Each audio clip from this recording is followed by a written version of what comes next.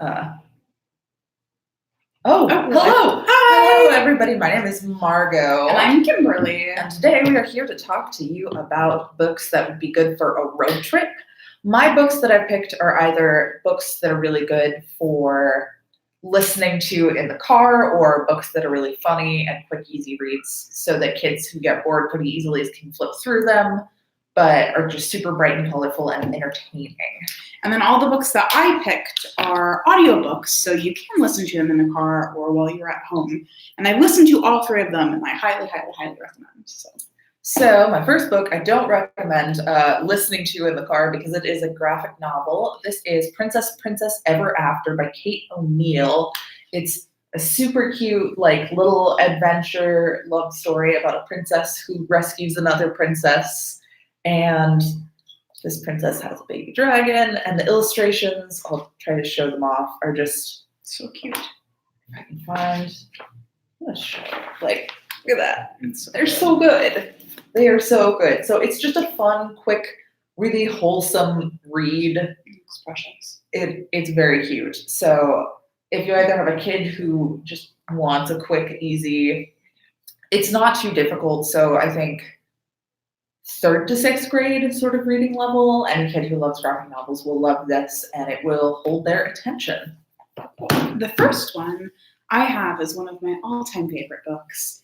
It is Carry On by Rainbow Rowell, which is essentially the gay Harry Potter. So it is magical and queer and wonderful, and the magic system in this is all built on the power of words, so it's very, very clever. It's just a romantic, a lovely, and adventurous story. It's also probably the best audiobook I've ever personally listened to, and I'm not a huge audiobook fan, so this one really won me over. And then this one also has a sequel coming out later this year in September, Wayward Son. So if you wanted to read this one and then read the next one, which will also be on audiobook with the same amazing narrator, then I highly, highly, highly recommend you check this one out. I can't stop recommending this to literally every single person I meet. So I hope someone reads this. Margot should read this. I need to. You just need to shame Comment me. down below about how much Margot needs to read this book. But I highly recommend. Simon Snow is amazing, and Baz is probably even more amazing. So great book, great book. This is one of my favorite fantasy series. It is The Lioness Quartet by Tamora Pierce. This first book is about a girl who, she and her brother are going to respective schools, but he's going to learn to become a knight, and she's going to basically sort of a finishing school kind of thing. And she doesn't want that, and he doesn't want that either. He wants to be a magician, and she wants to be a knight. So they switch places, and she disguises herself as her twin brother and goes and becomes a knight. And I think she's 11 when this starts, and it follows her from childhood to adulthood. It's beautifully well written. She's just a really great character, and I don't know, anything Tamora Pierce is so, so good. But this audiobook itself is only about 4 hours, but the entire series will probably get you through a pretty long road trip. So this is Alana, the First Adventure by Tamora Pierce. Ooh. And then Carry On is 13.5 hours. So if you have a long trip or just back and forth, this is a good one. The next one I have is And Then There Were One, which is a classic by Agatha Christie. This one's 6 hours. So it's a pretty decent amount of time to listen to an audiobook. This one is special because A, it's just a clever mystery, and B, it's a classic mystery. C, it's narrated by Dan Stevens, who is Matthew from Downton Abbey. Downton Abbey, forgot it, thank you. Or The Beast in the most recent Beauty and the Beast. But yes, he does an excellent job of narrating this. It is absolutely fascinating. He has a clever way of narrating each and every one of the characters, which there are many, because he's an excellent actor. But highly recommend this one if you want to read a mystery, if you just need a quick read, if you just want to, fangirl over Dan Stevens. But this is a good mystery, good classic to pick up. So I accidentally kind of got a somewhat princess theme for this stream. My last 3 aren't going to be like this, but this is The Princess and the Pony by Kate Beaton. Kate Beaton is a cartoonist and illustrator, and it is about a princess named Pinecone who lives in a kingdom of barbarians, and she too wants to be a mighty barbarian. So for her birthday, her parents, the king and queen, give her this little teeny tiny chubby little pony, and she is really frustrated because she wants to fight in the big battle, but is worried that her pony will hold her back. So you'll have to read it for yourself to find out what happens, but it's super silly and cute, and the colors are great, and the pony is amazing. I mean, just like, Oh my god. look at him. He's in the So shape good. of a friend. He looks like a potato. He's a handsome young man. I cannot recommend this book enough. Whenever somebody's like, "What's your favorite picture book?" I'm just like, take from my filthy little mitts. So yes, this is Princess and the Pony by Kate Beaton. It is soft and gentle, and he's so good.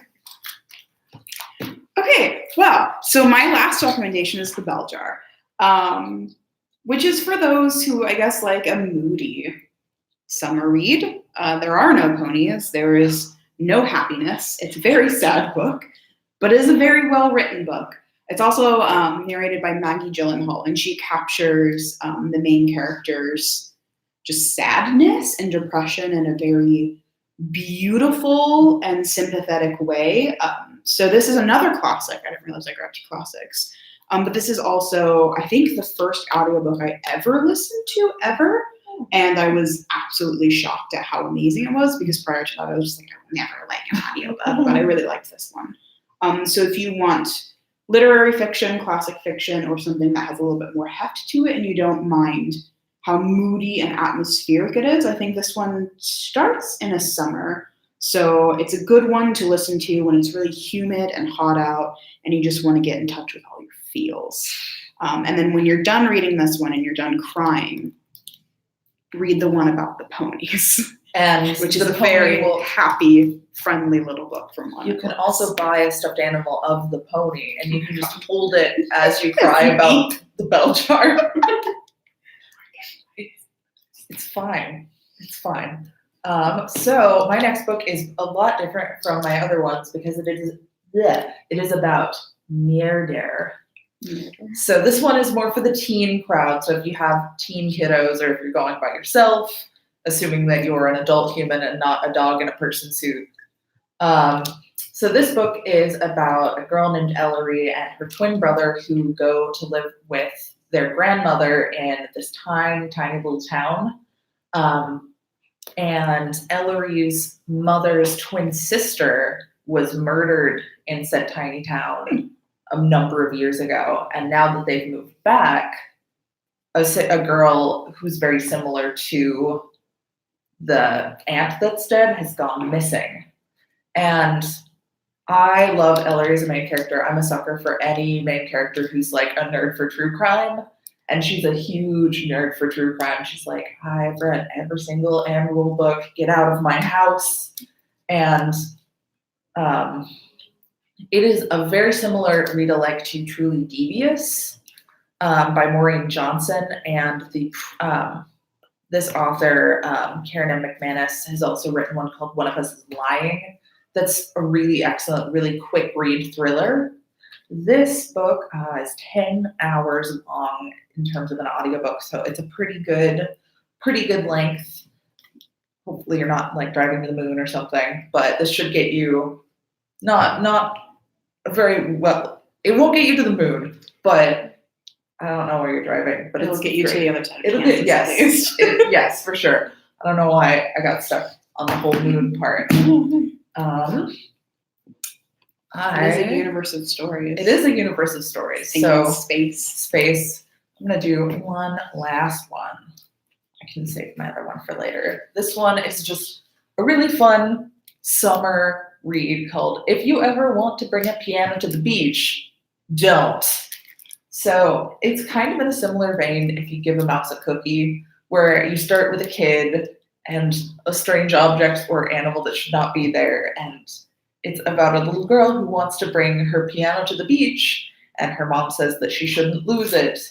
and all the strange shenanigans she gets into trying to drag her piano down to the beach and trying to eat a sandwich near her piano, and then it gets sand on it, and then maybe she needs to wash it off, but it floats away. And the facial expressions in this are just excellent. I don't know if I can like show that off, but like so look at her. It's a lot of fun. Yeah, she takes it to get a bath and then it floats away. But I don't know. There's nothing, just not nothing, but like it's really fun. I know some of my coworkers will do it for story time occasionally, and I think it's fantabulous. So that is all I have in terms of that. So be sure if you have any questions, you can get in contact with somebody about Reader's Advisory at lplks.org. You can also like us on Facebook, Instagram, and Twitter. And of course, the thing you're watching with your eyeballs, the YouTube, you can also subscribe, and that would make us really happy. Yeah, feel free to come by the library, say hello. We would love to talk to you in person at books as well. Yes. We get paid human money for that. So it's a good time. So we're going to go ahead and say goodbye to y'all. Bye! Bye.